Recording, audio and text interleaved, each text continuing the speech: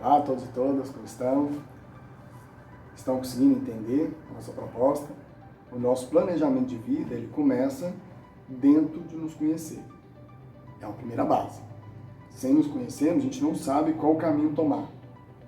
Nós começamos falando da primeira proposta, do autodescobrimento, conheça-te a ti mesmo, socrático. E agora nós vamos falar de um sujeito muito interessante para a humanidade, com autoconhecimento também, que é o Siddhartha Gautama, que ficou famoso como Buda. Siddhartha Gautama também, é mais ou menos ali 500 anos antes de Cristo. Ele nasceu na nobreza, ele era um nobre, era um príncipe nobre.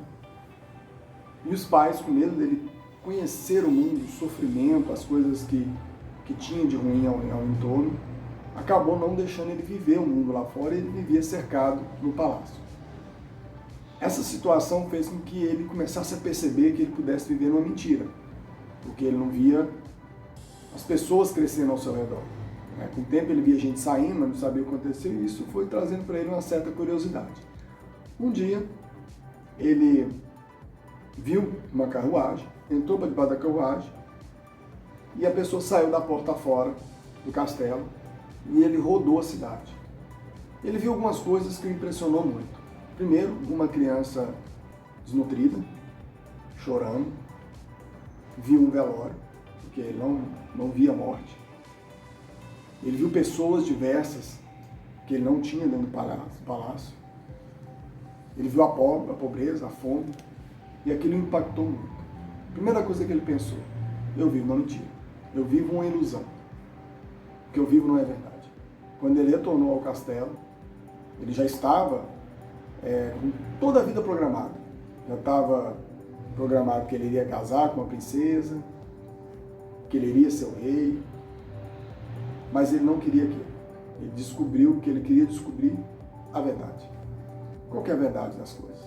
O que realmente ele vivia? Se eu vivo uma ilusão, qual que é a verdade? E aos 29 anos de idade, ele decide largar tudo.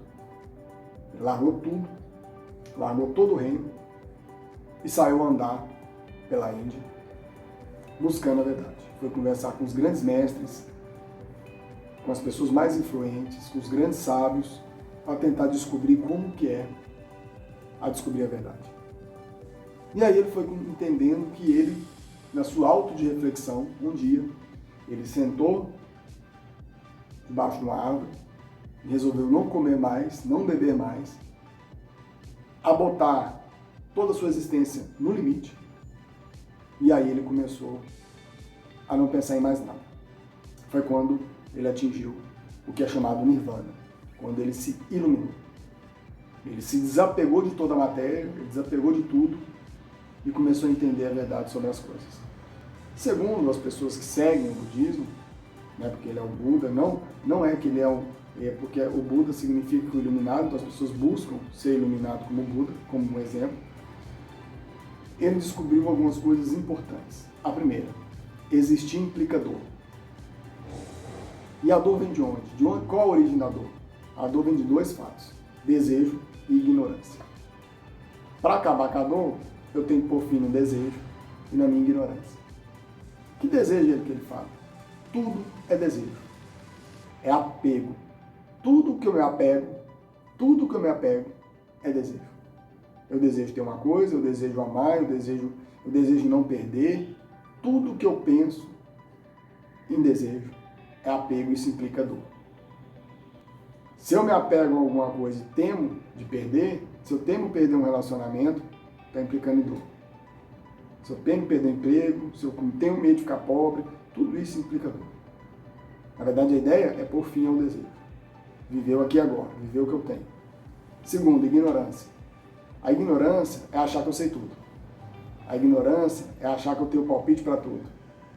Que eu sei tudo, que eu penso tudo. Que eu tenho razão para tudo. Que eu tenho as minhas verdades, que eu tenho crença em tudo. São duas coisas que me implicam dor. Eu quero defender o que eu acredito, eu quero defender no que eu penso, eu quero o tempo todo disputar com alguém isso. Me implica dor. Então, para que eu possa diminuir essa frequência de dor, eu diminuo minha forma de pensar, eu paro de desejar demais e paro com a minha ignorância. abro a cabeça para as perspectivas que têm. E não me apego a nada. A proposta é o desapego, para que a minha dor venha a ser diluída. Ok? Na próxima nós vamos falar então das 8 caminhos que Buda propõe para que eu me conheça dessa forma, para que eu possa diminuir minha dor. São caminhos que são possibilidades filosóficas de pensamento que a gente possa seguir então, tá bom? Gente, quem estiver gostando e quiser também adquirir o livro, eu tenho um livro comigo, entra lá, os feeds lá, se quiser perguntar, me pergunta, onde que eu consigo o livro? É comigo mesmo, só mandar uma mensagem que eu tenho esses livros para oferecer, tá bom? Um abraço, obrigado, até mais.